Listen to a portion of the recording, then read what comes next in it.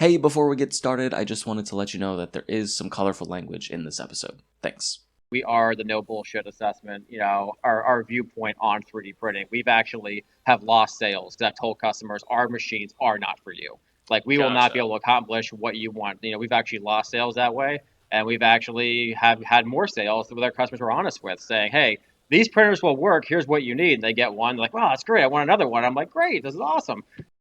Hello there, Internet, and welcome to the 3D Print Authority podcast. This is a place where we come together to have a transparent and no BS conversation about the world of 3D printing and technology. My name is Adam Fosnot. I'm a mechanical engineer, and I have been fascinated by 3D printing for as long as I can remember. Let's get started. So to kick things off, I'd love for you to introduce yourself and your company, Filament Innovations, to the audience. Definitely. So my name is Mike Gorski. I'm the owner and founder of Filament Innovations. We were founded in 2015, and now 2021. So wow, almost six years now. Geez, come a long way. So we have kind of focused our business onto high flow, large scale 3D printers. So it's no secret. Anyone who sees our website, we work very closely with Dice Design up in Canada, and we take their high flow extrusion systems and make large scale, robust 3D printers that can handle them. Okay, cool. Yeah. I keep forgetting where Dyes is located, but they are located in Canada, so they're They're up fairly in Canada. close. Yep. They're up in Canada. Yeah. So we're in Pennsylvania. They're in Canada. It's like a 10-hour drive. It's not too bad.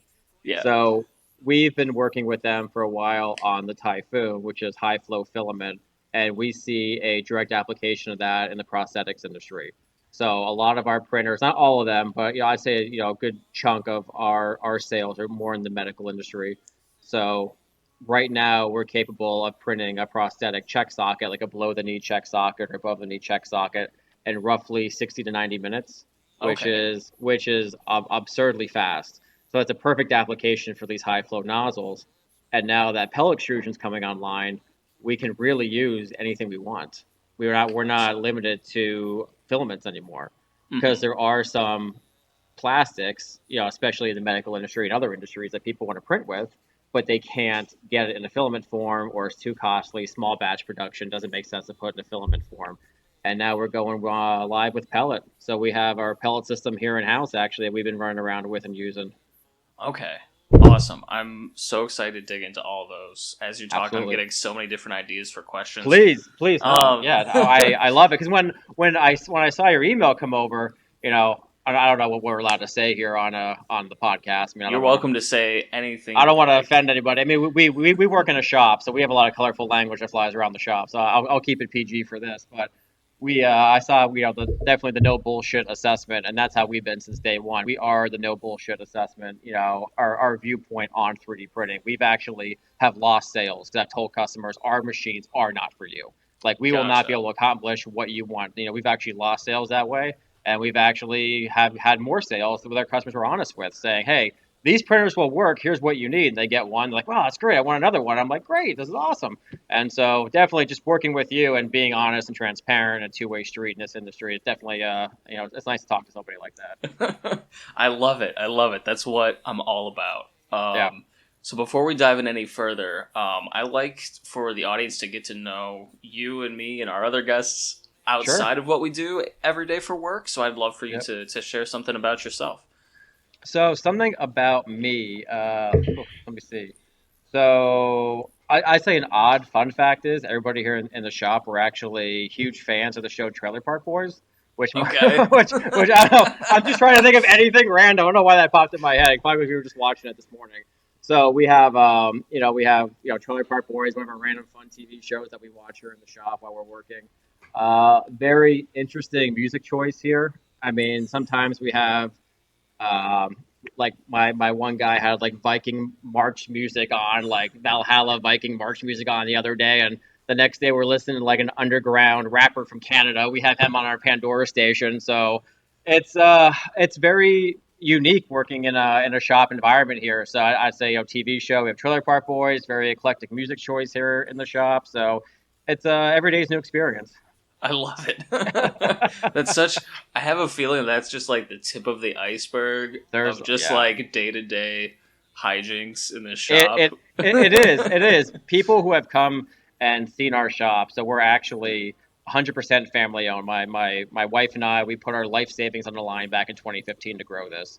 And I'm very fortunate to say right now we're actually adding on another 1,000 square feet to the shop. They just broke ground last week. So we have 5,500 square feet here at our facility Okay. just for 3D printing, just for manufacturing and testing and stuff like that. So it's really cool to be able to have that. And when customers come in and see what we have, they're like, wow, you're really like the custom car shop of 3D printing. It's what we get compared to a lot because Okay. we'll get special requests from customers. Can you tweak your printers to do this? Or I like this printer. Can you, we do all of our own powder coating here in house. Can you powder coat it, a different color for us, stuff like that. So it's kind of cool how we've kind of positioned ourselves to, even though we have our staple line of 3D printers, we also have these custom 3D printers. We do these one-offs. And when customers come in and see the shop, like, wow, it's like a custom car shop in here. This is pretty cool. So it's really neat to have. Yeah, yeah, that's awesome. Congrats on the expansion. Thank you, Um, thank you. but if we can, we'll jump in the time machine for a second. Back Do to it. 2015, you put your Yeah, life savings on the line. How did you get started in 3D printing, and then how did you kind of make that decision to jump into sure. business for yourself? So I was born and raised as a fabricator. So I actually started working on cars when I was 4 years old. And a lot of the people that are here, we have 5 employees here, and everyone here has some type of car background. I know if Steve hops on, he has a motorcycle background. I'm more into cars myself. Everyone here wrenches on cars. And 2015, I had my background personally, even though I was a passion for automotive, I'll say my college degrees were actually in accounting and finance. So I always wanted to do something in automotive related, finance, accounting. So to me, wanted to do an automotive related business in the future. I'm like, well, that's really what I want to do. But when I got into corporate America, I got my first job as an accountant, trying to realize, is this for me? And I realized my extroverted personality was not at all designed for corporate America whatsoever. I'm used to, wrenching on cars, being greasy, and hands are covered in oil, and here I am, working in Excel all day and doing stuff like that. And with accounting, like I love the education, glad I got it, but definitely not what I want to do my entire life. And opening up a car shop is really hard because there are a lot of mechanics out there, a lot of great mechanics. And if you don't, if you're not like, a certified mechanic, it's really hard to do something like that. But then I saw 3D printing actually. It was 2015. I saw 3D printing and I'm like, wow, this whole idea of, digital fabrication, being able to make stuff, build machines that build final products. And it kind of got my mechanic side, my finance side, accounting, my tech creative side. I'm like, this is the future. Like, I want to get in on this. So in 2015, we started Filament Innovations. It was, we were brand new to the scene. We started by, selling, relabeling filament, white labeling it, selling it, growing an audience. But I saw a need really on, probably in 2016, to make better machines, ones that were designed and USA built. And right away, I want to position ourselves for the industrial market. More of all of our printer sales here are B2B. We don't do anything in the consumer market anymore. So we went all B2B in roughly 2017, 2016, 2017. We had our first larger scale unit came online and we just kept going ever since then. It's been a wild ride. I'll tell you, it's been very crazy because back in 2015, I was working full time as an accountant and building 3D printers as well and taking the money from the accounting side and funding it into Filament Innovations, my full time job because we didn't have any outside investors. We have no angel investors. We have no VCs, nothing. I mean, we are out in farmland, Pennsylvania here. I mean, really, we are. We come to the shop every day. We have a family of 5 deer that hang out here. So, I mean, that's what we see. We see farmland, corn stalks, and deer here at Filament Innovations every day. So coming out here and just doing that, it's been a ride for sure. And eventually I was able to quit my job and the company became, was able to stand on its own, self-sufficient. And we've just grown and slowly grown. I'll say slowly because we've been doing it on our own dime, but slowly grown and just kept pushing forward. Gotcha. Awesome. I have a soft spot in my heart for the sheet metal building out in a cornfield because I grew up in Ohio. Um, Perfect. it's So you know it's what's like. amazing. I know Yeah. exactly what it's like, and it's Yeah. amazing walking into some of these places and seeing like sometimes hundreds of thousands, $1 million pieces of CNC equipment and all this stuff. Oh yeah. Yep. Really innovative engineering happening just in a random sheet metal building. Exactly. Right. And because I was raised in this area, that's what I was used to seeing. a lot of people have this misconception that you need this fancy building with glass floor to ceiling windows and a huge reception area to have state of the art machines. I'm like, no, we have a really nice pole barn though, and inside we do all that. But on the outside of the building, it's just regular plain Jane red barn. And when you come inside, you're like, wow, like where am I? Like, is this what you guys do? Make 3D printers here? Like, what's a 3D printer? Stuff like that. But it was cool because we started off in 2015. We were in your standard spare bedroom in a house. My wife and I had a tiny row home in 2015 where a spare bedroom, I don't know, a very, very tiny spare bedroom tinkering with my first 3D printer kit. And then 2016, 17, we moved. I overtook the finished basement of that house and it had a small garage. I took that over. Eventually, the business kept growing. In 2018, we moved out into the farmland and it had a 1,500 square foot pole building. Then in 2020, during the pandemic, we actually finished completion on our new pole barn right next to it. And now we're adding another 1,000 square feet now in 2021. So we've been constantly pushing forward, which has been fantastic. It's been a lot of work. It's not easy. Anyone who thinks it's an easy life or a lavish life, it's not. It's just a lot of work. But I wouldn't give it up for the world. Happy as ever. Awesome. My shop is the basement of this building that I live in right Hey, now. there's So nothing wrong with that. Trust me, there's nothing wrong with that. I mean, if you got to start somewhere. You got to grow from something. And when people think we're a little bit bigger, I'm like, listen, man, we're not that big of a company. 5,500 square feet's not a lot. I was in a spare bedroom, 8x8, looks like you were a few years ago. So we love working with younger companies. And it's funny because I was ashamed to say I'm just working out of my house right now. Like I know you want to come see my facility, but working out of a house.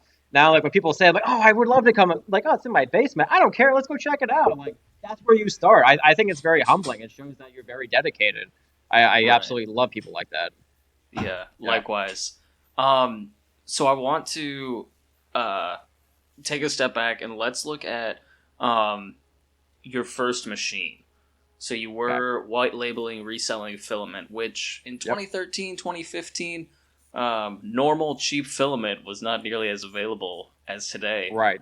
Yes. But then you kind of pivoted over to not just 3D printer kits, which a lot of people did, but specifically choosing the B2B space and the large format space. Correct. So when we came out, our first model, I'm gonna go back in time. Our first larger model was the BFP Icarus, and that's one we still have now. It's on its fifth generation. I should know that top of my head. I'm trying. We've been advancing it quite a bit. So with that, it was a larger scale unit, 17 by 15 inch print area. This is back in 2016. It had a 36-inch Z-axis. But when we did it, the very first ones that we shipped out, it was a belt driven system. We were I'll say one of the first people to use NEMA 23s, which was really cool. So we had NEMA 23s, belt driven, high wind rails. It did use a lot of acrylic parts. I mean, because back then we had a small little laser cutter. We were just starting out, but I think it was priced very fair. We were selling for around $10,000-$15,000. Now it's back in 2016, and I was happy with it. It was great. But as we progressed and we got more into the scene, we started relying more on our automotive history than what was out there with 3D printing at the time. And that's what has now led us nowadays to using closed loop servo on the X and Y. So everything we do is closed loop, constant motion feedback to the encoders, bigger beds, bigger build areas, full ball screw system. We've signed on with high wind for our ball screws and our linear rail. So everything there is high wind. As much as we can do with the USA. We love the USA market. Our heated beds are USA made. Our acrylic windows are USA sourced. All of our metal, our hardware is USA made. So we don't really do a lot of business anymore overseas. We still do some, there's some parts that do come from overseas, but we're really doing as much as we can with USA manufacturing with our 3D printers. But we came a long way from something that was just your standard printer. I would say standard extruder, bigger print area, bigger motors to what we have now. It's been a really fast innovation process just for the past few years. Yeah, there's a huge difference in something with made of acrylic on a little laser cutter, right, with NEMA 23s or 17s, all the way up to sometimes I think this term is overused, but industrial grade, name brand I Name know. brand components. Yes, we hear it all. Industrial. Like, what does industrial mean? Does that mean it's coming out of some small shop? It's just generic components? Or are we doing an actual name brand thing? Because when I hear the word industrial, I'm like, who makes it? First thing I say is who's making the part. If it's a well-known part, let's call it industrial. If you're using a precision ball screw that's just white labeled off AliExpress, sorry, man, it's not industrial. It's probably going to fail pretty quickly. We know because we used to use those when we first got into this, when we were testing R&D. And there is a difference in name brand. Some people will tell you there's no difference, and I will tell you there absolutely is a difference in name brand products. There absolutely is. Hey there, it's Adam. If you're enjoying this video, could you go ahead and tap the like button? It's totally free for you, and through the magic of internet algorithms, it will help more people see the podcast. Thanks. Yeah. When I'm building projects for myself, I tend to be very cheap and go with the generic versions. But yeah, no, there's nothing wrong with that. So what happened to us is this is where you learn when you have a good product, is when you realize how many customer service calls are you getting on parts breaking. When we first started, sure, we used generic parts when we first started. I mean, back in 2016, we're figuring this out as we go. But the thing is, as the years went, like, you would have an influx on customer service calls when those units first went out, because you're trying to realize what parts are good, what parts are bad. And that's not saying we didn't stress test it. Of course, we stress test it. Once it's in the field and it's being used, it's different from stress testing it in the shop. And then as we introduced better quality components, the number of customer service calls went down. Like, there's a correlation there. The better components you had, the less calls you had. And it was a much easier customer service experience, because then the customer is not swapping out parts. They don't have a down machine. But I can tell you this, the printers we made back in 2016, once we got over that hurdle, they're still in use today. So that kind of goes to show you, like, our commitment to quality. Their customers who have our machines back in 2016, they're still being used to this day, which is awesome, which makes us really happy. We've swapped out the bad parts that were generic or now name brand, and they're up and running. And we try to go the extra mile for customer service, because that's really, I believe, why we are still here. We give amazing customer service. Yeah, that goes a really long way. Yeah. So looking at the first machines you shipped in 2016, where was the business at that point? Was it just you? Did you have friends, family helping out? It was just me back in 2016. It was just me. I had my best friend Steve, who hopefully joins us later. He was with me as well, helping me wrench, helping me get by. It's a lot, but I mean, that's really, running a business is not easy. But when you're running a full-time job at a company as an accountant, I was up senior level. I'll say, quote, like, senior level accountant. When you're doing that full time, you're trying to get married, and you're also trying to run a full-time business. It's a lot, and that's why I don't think people realize what you're asking for in life when you're trying to take that on. It's not easy, and that people get stressed, and bad things happen when you get stressed. Especially to your body. Last thing, soon before you know, you're gonna have a heart attack. You're like, oh my God, please don't have a heart attack. Please don't have a heart attack. Like, your blood pressure's all the way through here. And yeah, it was an experience. But yeah, when we first started, it was just me, and then it got a little bit busier, and then Steve would help me here and there. And fortunately, he's been here more often now. We actually do have dedicated full-time help out here in the shop as well. Okay. Yeah. Can you think of any, like, one really difficult moment that has kind of stuck with you from that period of life? Yes, absolutely. So I'm very old school, and where, if you're going to leave a job, always give 2 weeks notice. Always, be respectful and kind. At my employer, when I decided to leave my job and pursue this full time, it was interesting, because I had some ethical concerns where I was working at the time, some stuff I was not very happy with, and it was a lot of small stuff. And finally, the straw broke the camel's back, where I went in one morning, something happened that wasn't my fault. I got blamed for it. Nobody wanted to listen to me. No one wanted to hear my side of the story. I was the scapegoat. So it was just your typical corporate pin this on this guy, even though he had nothing to do with it type thing. We need a scapegoat. And I just said, you know what? Done. I'm done. You know what? That's it. I called my wife. We were between selling our old house and our new house we just purchased. So our old house wasn't sold. I was the breadwinner in the marriage at the time, and I just left my full-time corporate job. And so here it is. Literally, I quit. That's it. It was like Office Space. I'm out of here. Goodbye. And I just grabbed my stuff from my desk, filled my backpack, and I just said, here's the badge. I'm out. And I called my wife, and she goes, what did you just do? She goes, do you realize our other house isn't sold yet? We have 2 mortgages, and you're the breadwinner of the family right now. And she goes, plus I had all the benefits at the time. And I'm like, you know what? We're going to figure this out. We're just going to figure this out. I called my dad. He thought I was crazy. So that was the most stressful point, because even though the business was making money, it wasn't anywhere near enough to have 2 mortgages and pay to move into a new house. And we just figured it out. But yeah, I always tell everybody, always give 2 weeks notice, always be respectful. But eventually, when you're having ethical issues, and it was just pinned on you, and that was it. And I told my wife, I have no idea how we're going to do this, no idea at all. But we figured it out, and we're still here. But that was the most stressful. Like you're losing sleep at night, like, oh my god, how am I going to pay the bills? How am I going to do this? Why did I do this? But never looked back and just kept going forward. Man, that is I such know. a cool story. It was pretty bad. 100% of that is true. 100%. I remember getting home, and she had a bottle of rum out that we got when we were in St. Martin with her family a few years ago. We were saving it for a special occasion, and she had like 2 shots lined up. Like, I guess we're doing this, and I walked in, and she just pounded both shots for herself. And I'm like, I thought that shot was for me. She goes, no, you're stressing me out right now. She goes, we haven't even sold our old house. What are you doing? Where's your brain right now? I'm like, listen, we're gonna figure this out. And that was probably one of the scariest moments in my life, right? Because you have bills. Sure, you have some money in the bank, but you were planning on using this for your business to grow and expand it. Now you're using that money to pay the bills while you're trying to grow the immediate business to gain additional revenue and profit. And yeah, that was scary, but 100% true. And we're still here, and crazy. That was crazy, man. That was nuts. Absolutely nuts.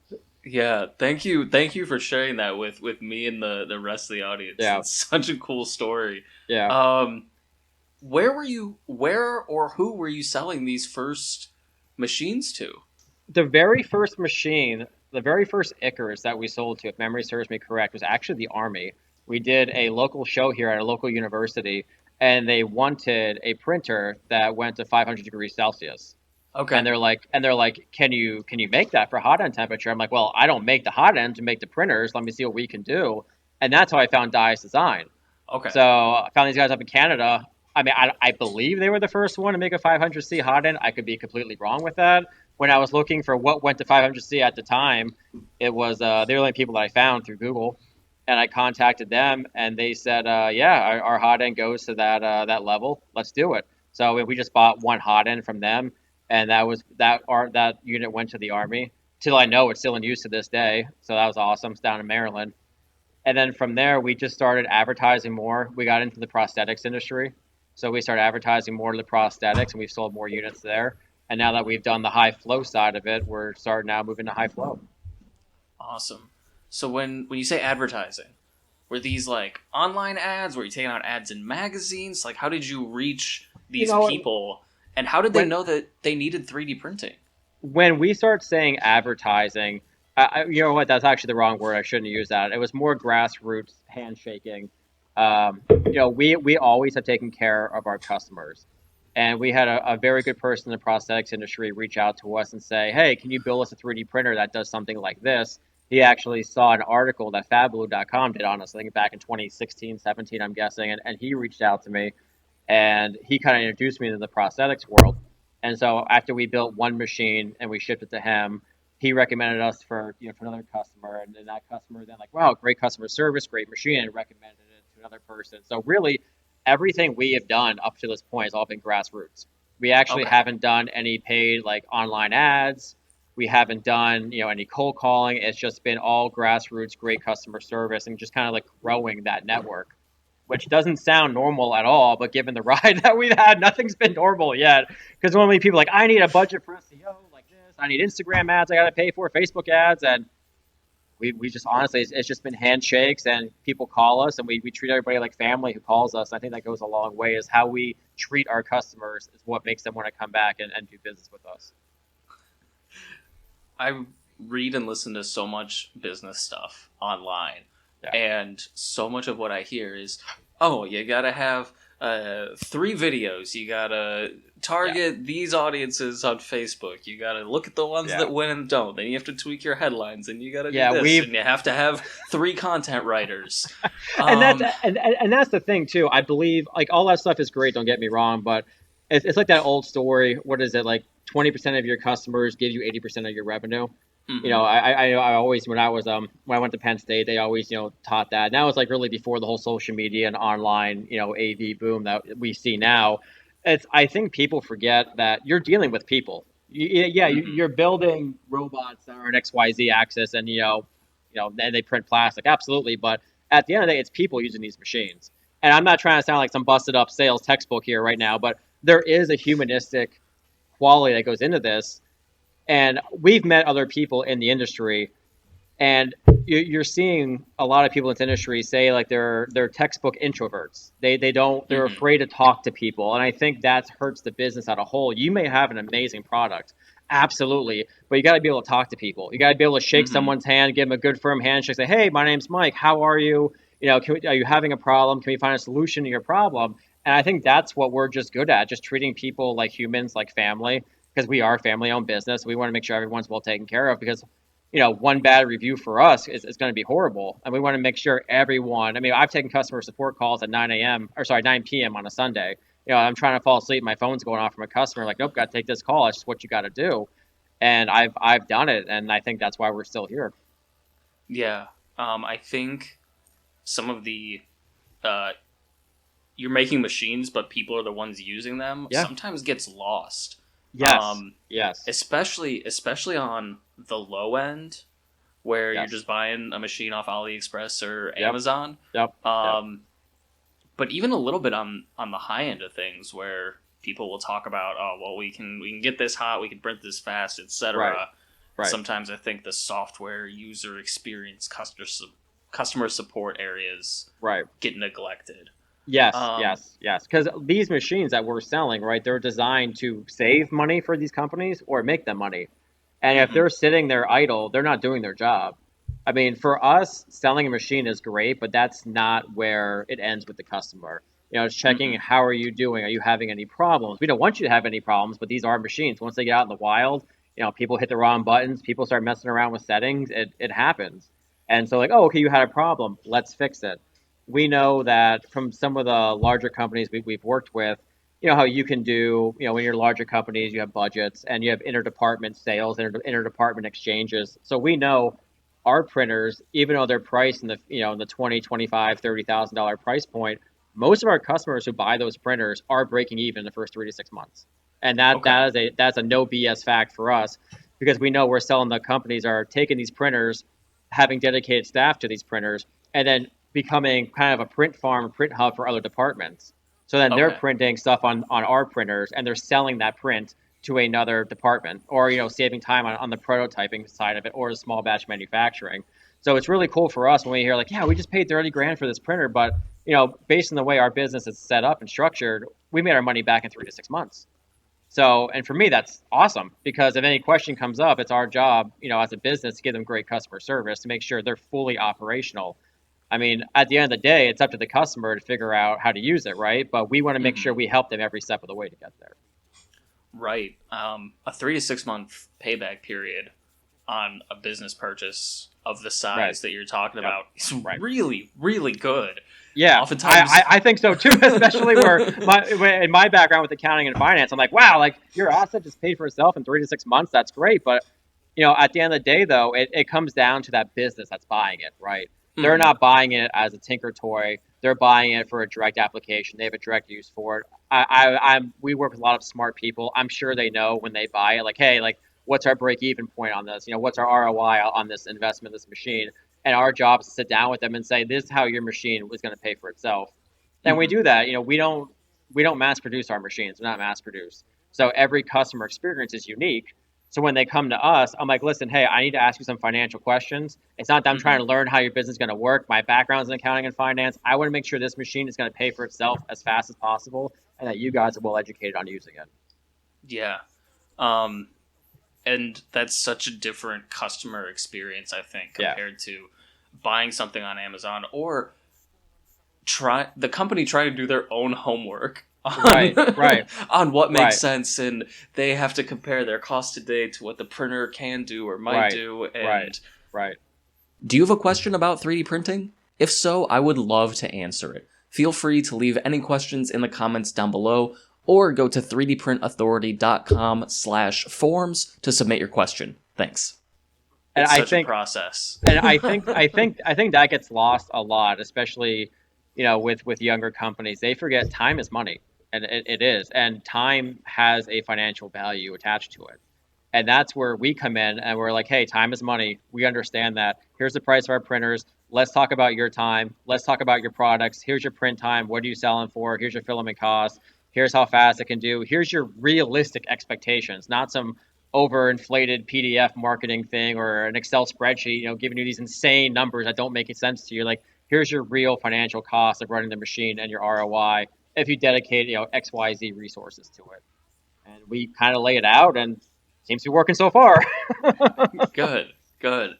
Um, Now that we're kind of talking about your customers, you brought Yeah. up prosthetics Yep. a few times. Yep. So why do prosthetic companies, why do your printers make sense for them? Because it makes sense for us now that we've kind of transitioned into the high flow area. We can actually print the distal end, which is the bottom end of the prosthetic. We can print that solid very quickly, and then we can actually run the machine in spiral vase mode all the way up to the outside of the prosthetic. So to make, I'll say, what your typical like below the knee prosthetic check socket is, and a check socket, and I'm not a prosthesist by any means. So if anybody out there has a medical background, if I butcher this, I apologize. We work with prosthesists regarding this, but I am not the expert. We, on a standard machine, it could be anywhere from 6, 8, 10, 12 hours, but you're getting a lot of smaller lines that aren't necessarily joining to make one solid unit. If you know what I mean, 3D printing tons of small lines. Mm-hmm. Now with high flow, we're doing on our filament based machine, we're doing a 4 millimeter wide pass at a 1 millimeter thick height. So we can actually print that prosthetic almost as one solid unit, if you can imagine it in spiral vase mode, going around and around. And most of the customers that have our machines are making these sockets anywhere from 60, 90 to 2 hours, which they're seeing a huge improvement on their customer side. It allows them to see more customers.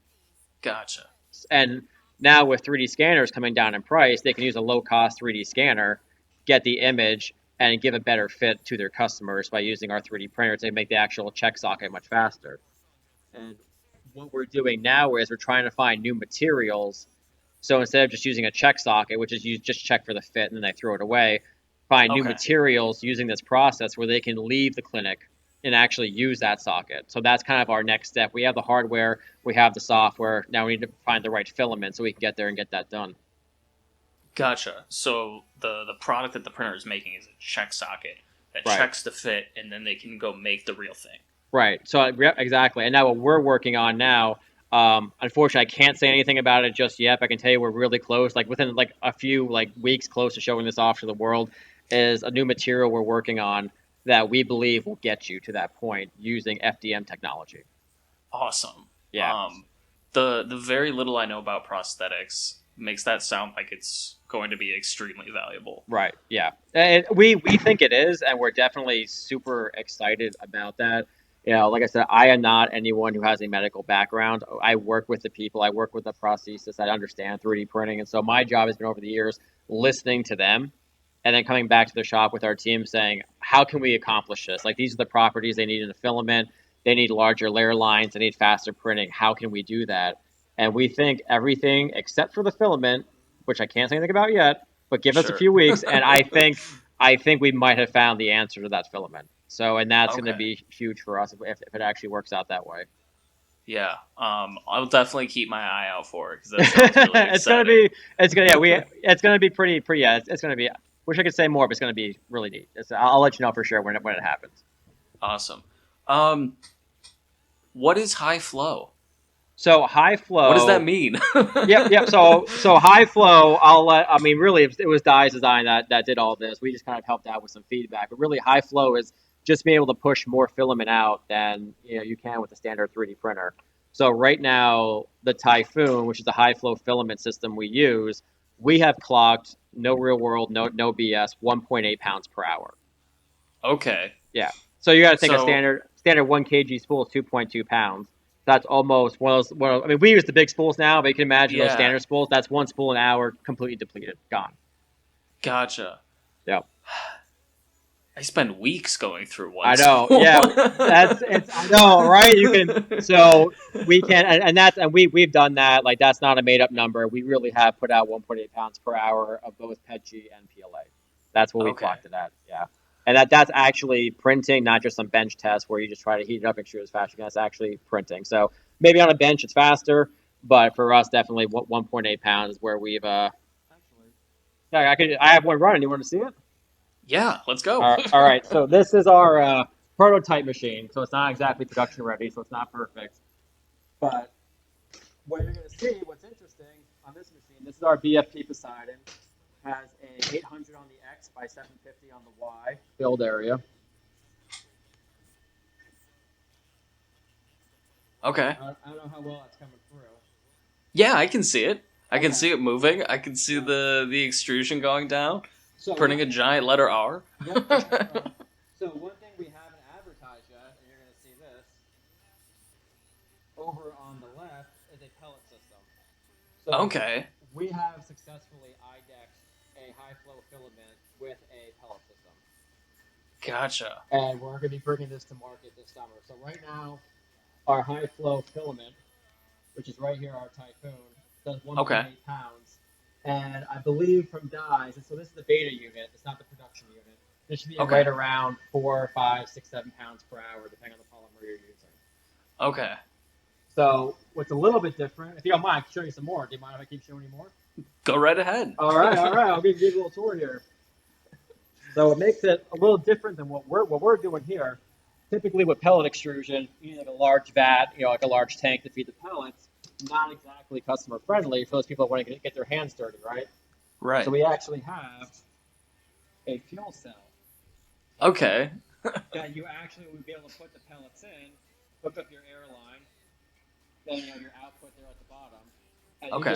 you just refill the fuel cell to keep feeding the pellets in.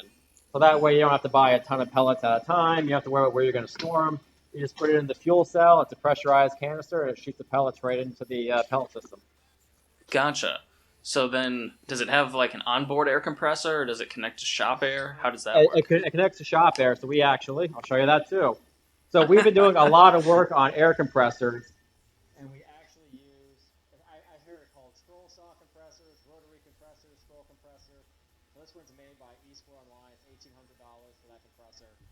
Okay. It has 100% duty cycles. It can always be running essentially. It's very, very quiet. So we're putting together, a nice pellet package for our customers that we're going live with this summer. So we actually haven't even shown anyone that system yet. So you get to see something brand new because we don't have any information on it yet. It's a completely shop prototype. But our idea is you have one large scale printer. If you want to do a filament print, you can call the filament head in. If you don't want to do Yeah. a filament print, park it, then bring in your pellet system. Gotcha. So A podcast exclusive. Sneak it is a peek. podcast exclusive. I was talking to the boys this morning. I'm like, oh, should we show this thing? I mean, like it's running, but we're not. It's not like fully like marketing ready. I'm like, ah, screw it. Let's just do it. Let's just show it. So yeah. So it's cool. It's really neat. Yeah, that's something I've never seen before. Is Yeah. an IDEX, which is independent dual extruder for anyone who isn't Right. familiar. Right. So each extruder moves independently. Yeah. But I've never seen that before with filament on one side and pellets. Right, On the and other. that's where we think it's going to be unique because with pellet extrusion, typically it's these large machines. They're 150, 200, $250,000 machines. I won't say who. I have a local customer who got a quote for a pellet system, which was just a hair larger than what we're offering here, and it was $250,000. And Gotcha. we're looking at roughly $65,000, $70,000 for this machine with two heads on it. So Okay. we know we think we're going to be priced competitively in the market when it's ready to go live. At least we think we are. So but the whole idea is we were designing the system, and I said, why should we stop it there? Because I'm always the type of guy who wants kind of like a car, right? You want to build it faster, better, make it look sexier, and push it, right? Why are we just doing one head? We know that IDEX software exists. What's stopping us from putting a pellet on one side, high flow filament on the other? Now we're not doing it in the way where you can have kind of like two prints going at one time and clone it. That's not the Mm-hmm. point. This machine is just what print do you want to do? A filament print or a pellet print? We're not doing both at this time point. But so far, I mean, through our initial testing, it's been working. It's fairly straightforward. It's working really great. I mean, I say straightforward. It really isn't. It sounds easy, but I mean, it's been a lot of work. But everything's operational. You can go in, just press extruder 1, and your pellet comes in, and press extruder 2. The pellet will park itself, and your Typhoon unit will come into play. So it's really Gotcha. neat. Yeah. My feedback on pricing, based on my knowledge of the industrial competition, you will be very, very price competitive. If that was at all a question. I think so. Well, you never know, right? You never know what's going to happen. And when I see these pellet systems, I mean, we know what goes into them. And, maybe 150, maybe 200,000 is fair. Personally, I think it's a little overpriced, and we have our margin set. So we just Yeah. kind of figure out where is it going to be to get the pellet system in, and we go from there. So we think the $70,000 price point for what we're going to offer and what's capable in this machine, especially when people realize how cheap pellets are. I mean, pellets are Mm-hmm. much, much cheaper than filament. They are. It's a lot cheaper. And they're going to save a lot of money that way, too. Definitely. Um, if you were going to run a print on this new machine, how would you kind of decide whether to use filament or whether to use pellets? That's exactly what we're still trying to figure out. Okay. So I can tell you large, basic objects. Think of like a large vase, right? Spiral vase, Mm-hmm. large vase, a large jig. That's going to be for the pellet system. But if you Mm-hmm. need detail, that's where you can go to the high flow filament system. And actually, the Typhoon itself goes all the way down to a point 0.6 nozzle. So it ranges from a point Okay. 0.6, has numerous variations, all the way to a 2.5. So that's what's Okay. nice about the high flow filament. You can still put a point 0.6 nozzle on, still get nice quality, or put a 2.5 on, and just go large and robust with what you want to print. So we're still figuring out exactly the primary application of the pellet system. We're not here to spread any lies saying we figured it out. Large basic prints will do fantastic in pellet. You'll be able to do thicker lines, cut down your print time, save on money because you're reducing your costs. But as Mm-hmm. far as anything detailed, you're automatically going to be with a high flow filament head immediately. We're not here to paint a pretty picture and saying pellets here to give you high detail. It's made to give you just large, robust objects. But there is a need. I mean, there definitely is a need for large, robust objects. So we'll see how the market reacts to it. But I think it's going to be a win. We've talked to some customers already that are very interested because they want to go pellet just for saving costs on filament. Right. Yeah. Right. I've met a lot of people with the exact same mindset. I think that once more pellet extrusion systems at, I'll say, reasonable price points are out there, Right. people will start to figure out where it fits and where it doesn't. Right. I, Yep. I think until So it's I agree with you 100%. So we work with a couple plastics companies. And I'll give you a great example. We work with some plastics companies, and they want to bring the pellet system in house to actually test new materials that might be suitable for filament. okay. So that way, can we do FDM, FGF extrusion with a material that's not already common in a filament form? So that would be a Mm-hmm. great real world example. Like maybe plastic A, B, C, whatever won't print that very well. What type of settings do we have to run? So I see this personally more as an R&D tool than an actual production tool. That's the way I'm seeing pellet extrusion right now. Maybe I'm wrong. I could be completely wrong. I don't know. But I try to give a no BS assessment. And so when plastics companies come to us and say, hey, you see you're working on pellet extrusion, we would love to try to test out some new materials that might be great in filament form, but we don't want to pay the money right now to have it made in filament form for testing. We just buy your machine, put the pellets in, and mess around with the settings from there. Yeah, that's a really interesting take on it that I hadn't thought of. Yeah. Is trying to using that platform just to try to figure out if and how a Right. new material is Right. printable. Right.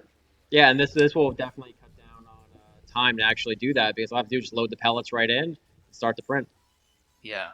So From from a large volume printing standpoint, what types of challenges or considerations have you guys found so far? Because I know Def- it's different than printing on a small plate. Do you want to be a guest on this podcast? If so, go to 3dprintauthority.com/forms to apply. Thanks. yes, leveling the bed, hardest part you're gonna find.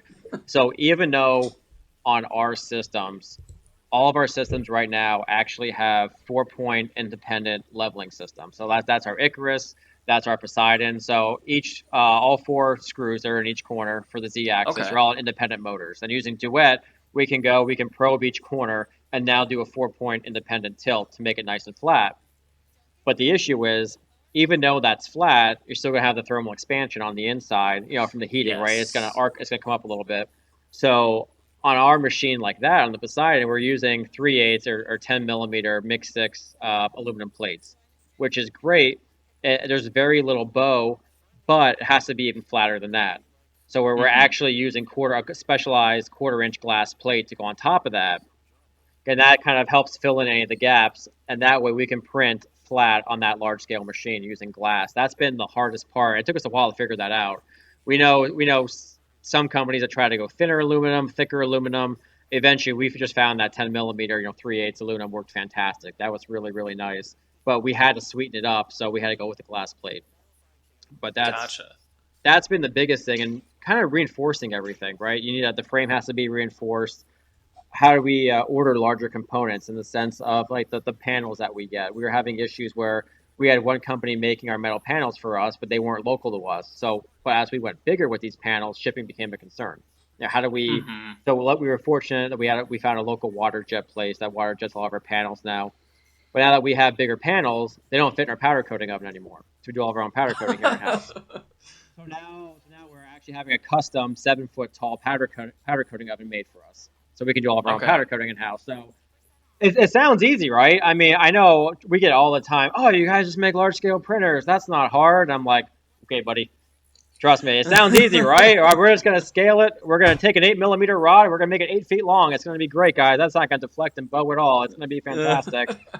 But we get it. Trust me, we hear it all the time from people like, oh, it's so easy to make a big printer. I'm like, all right, go for it. Go for it. Trust me. It sounds easy, right? All you're going to do is scale the components and it's all magically going to work.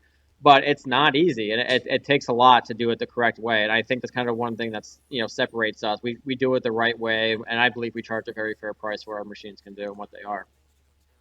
Yeah.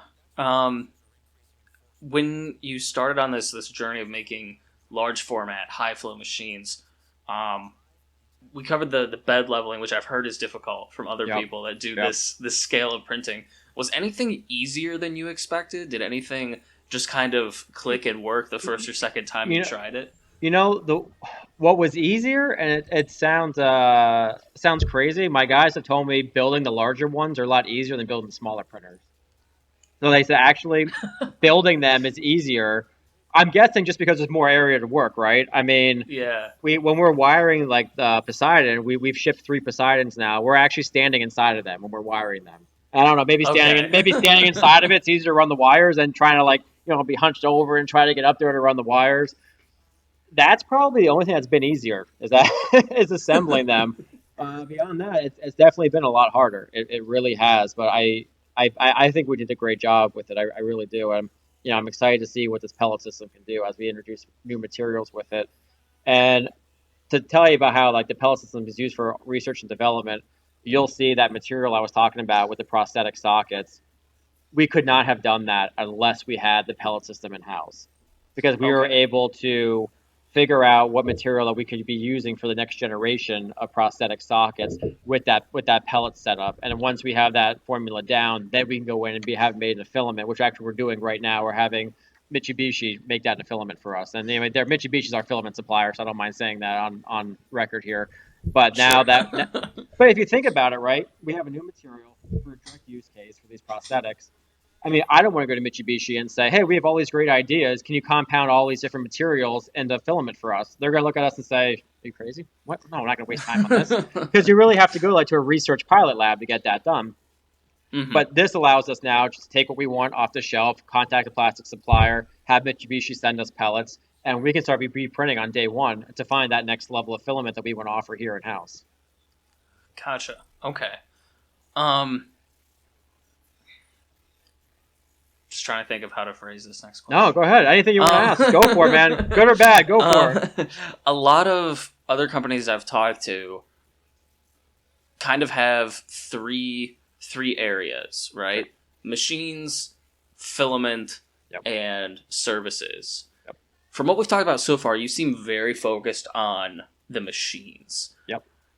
Is that where you see yourself focusing as you move forward, or do you see yourself kind of expanding into some of those other areas? So we've actually have stayed away from services. We have, and we never got into services. And I think because of that, we see it that a lot of people don't quite understand what 3D printing is. They still believe they're getting an injection molded quality part.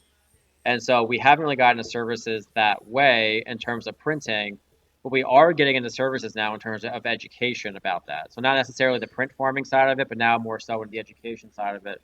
What you haven't seen yet is the building we're in. The second floor is actually all set up for training. So we actually have work tables upstairs, and we actually have a training area for our customers to come. Unfortunately, we built that right during the pandemic where nobody's traveling. So unfortunately, if all this second floor is sitting upstairs, not being used right now. But yeah, so even though we sell machines, I've always told my guys here, we're not really in the machine sales area. We're in the education area. And if we educate people on what 3D printing is and give them a no BS assessment, what it is and what it is not, that will inevitably sell machines. And that's what we've been doing. Remember I was saying before, we talk to customers, we sit down, we lay it out for them financially, how it's going to work, make sure it's the right financial choice for them. But we want to move into more than that. We want to have our customers come to our shop and get full on-site training here. And that way they can actually use their machine and use it, get their hands on it, ask questions before we ship it to them. So we've actually had 2 customers already come in and do that. And that's when the pandemic hit and all that stopped, unfortunately. So as soon as this is behind us, you're going to see FI will be offering in-house training because we just built the whole freaking second floor for it. So I can tell you we're going to be using it. We just can't because nobody's traveling right now. Yeah. But as soon as people start traveling again, it'll be right there. Everything will still be clean, just like it was a year ago. Exactly. Yep. So we'll have training there with that. We'll have the machine sales, and also we do partner with Mitsubishi for our filament because one thing that we've discovered is that when you're doing this high flow filament, yes, you can take regular filament and put it in, but I can't guarantee you how well it's going to work. And we're not saying that to get your business. We're saying it because any little bit of moisture in that filament, as soon as you hit that elongated melt zone, it's going to bring out any moisture. It's going to, snap, pop, and crackle, just like a Rice Krispie treat would, right? And so Mitsubishi actually goes through and dries all of our filament twice, actually, that we carry it. So everything goes through 2 rounds of drying. All of our PETG is really dry, which is fantastic. So that allows us to print so nicely. So that, we do run open source filament platform. You can use whatever you want. But I tell customers, if you're going to use a really cheap spool at like $15-20 on Amazon, I can't guarantee how well it's going to work. It's going to pop. You're going to have moisture in it. You might think you're not going to have it, but as soon as it hits that bigger heat zone area, any imperfections, you're going to find out real fast. Gotcha. Yeah. Sometimes I get very skeptical when people are like, you have to use dry material. Yeah. Yeah. Yeah. Oh, I'm with you. I'm with you 100%. Trust me, I'm with you. We haven't really seen that issue on our 1.75 machines. I mean, PETG, sure. We print with a lot of PETG, right? And I will tell you, if you leave that PETG spool out long enough, you're going to get moisture bubbles in it. But even if it has a little bit of moisture in it, it doesn't really affect the 1.75 printing. But for the high flow stuff, that's where it makes a big difference because it's being exposed to heat more. It's going to be pulling that moisture out, and you're gonna hear it, you're gonna see the popping, you're gonna see the bubbles inside of it when it starts to print. So yeah, I would say you're 100% right. Like 1.75, all that dry stuff. Well, there is some snake oil there. I'm with you. I got your back there. But with with the high flow stuff, that's where you're definitely seeing. You really got to be very careful on how dry it is. Gotcha. Yeah. That's a really cool insight from kind of the high flow, larger format. Situation. Before everyone comes for me, I have noticed that sometimes when I leave some PETG out for like a week or 2, I'll start to see some more stringing and some uglier areas. Yeah. So but it's not total. No, it's not where like. Well, that's actually the biggest. That's actually one of the biggest concerns we get from customers saying, "Oh my God, like I heard if you take your PETG spool out and you leave it out overnight in your low humidity office environment where the printer is stored in, right, it's going to be ruined the next day."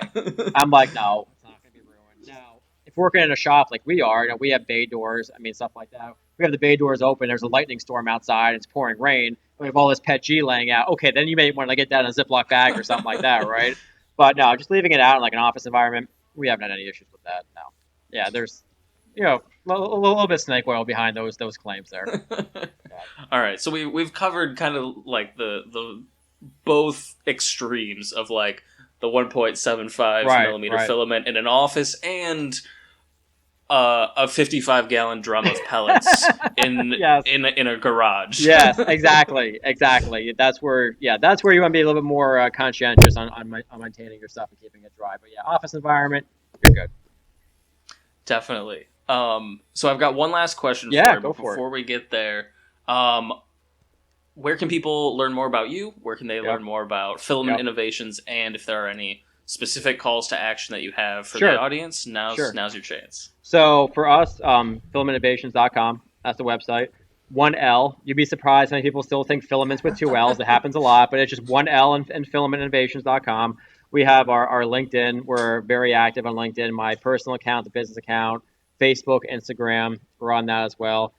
Please feel free to check us out. I mean, we are doing high flow. I do believe we're one of the first companies pushing high flow, which is it's a new world, right? And that's why we're putting so much emphasis on education, because we want to make sure these are the right machines. And even though we've been saying high flow this entire time, we still offer our standard 1.75 high detail machines. You're gonna see those ball screws, the closed loop linear motion, PEI powder coated print plates, which we're actually messing around with in our shop now. We're actually powder coating our own print plates now. So that's pretty cool too. So we got into that business now where we're doing that in house for our FI machines. We actually have genuine Sabic powder that we're using for our powder coating. So yeah, that's super cool. Usually, what I see is just white labeled spring steel PEI sheets from the Far East. Yes. So it's really cool that you're doing that yourself. I think we're the first.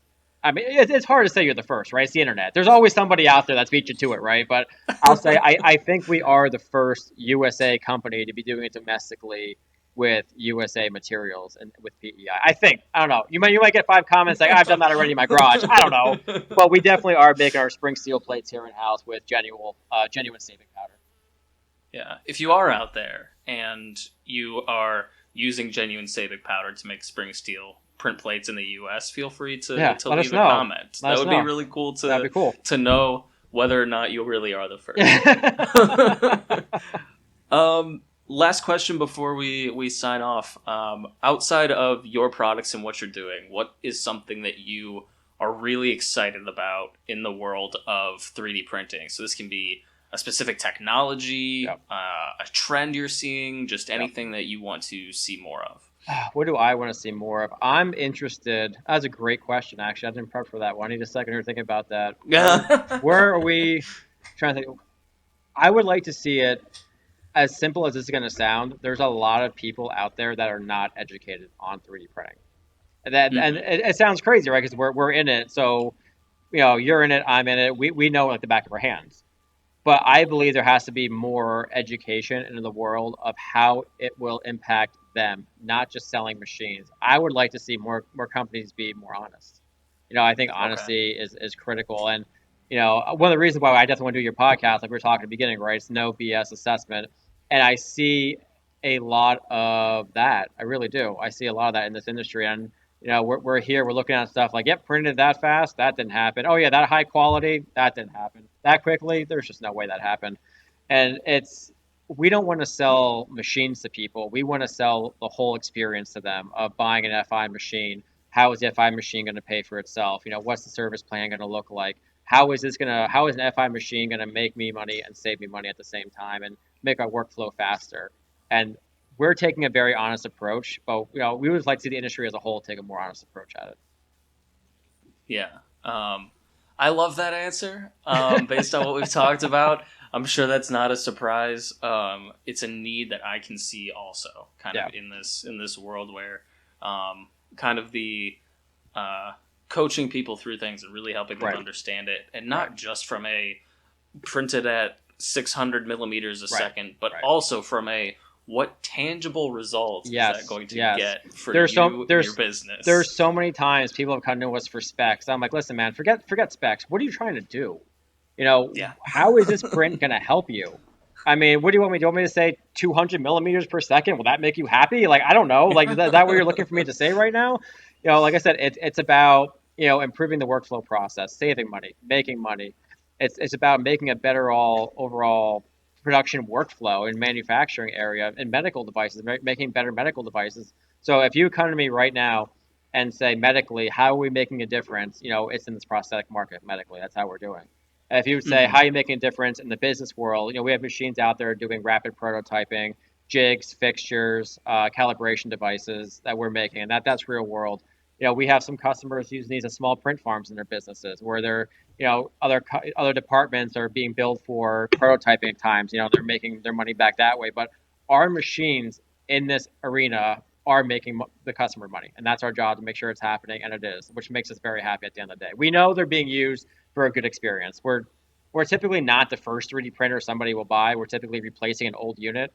There's so many times we get a call saying, I bought this printer that was like 5-10 grand, and I can't get a hold of the manufacturer. They went out of business, and now I have $10,000 piece of crap laying here. What do I do? I'm like, well, I mean, that sucks. I'm sorry about that, but let us help you fix that. If you're interested in an FI machine, here's what we can do for you. So awesome. I love all of that. Thank you so much for taking time out of your day to have this discussion. If anyone in the audience needs to learn more about Filament Innovations, feel free to visit their website or find them on LinkedIn. Hey, and thanks so much for having us. We appreciate it. Hopefully, this was definitely a no bullshit approach. Hopefully, we accomplished that. I think so. Awesome. Great. Well, hey, thank you so much. I appreciate it. Thank you so much for taking the time to watch or listen to this episode of the 3D Print Authority podcast. I will make sure to put a link to Filament Innovations in the description. Feel free to go check them out to take a look at what they are doing for large format and high flow 3D printing applications. If you haven't already, please consider subscribing to 3D Print Authority wherever you're watching or listening. I am putting out new episodes every single week, and I would love to have you on board. To learn a little bit more about me and find all of our episodes, please visit 3dprintauthority.com. Until next time, happy printing.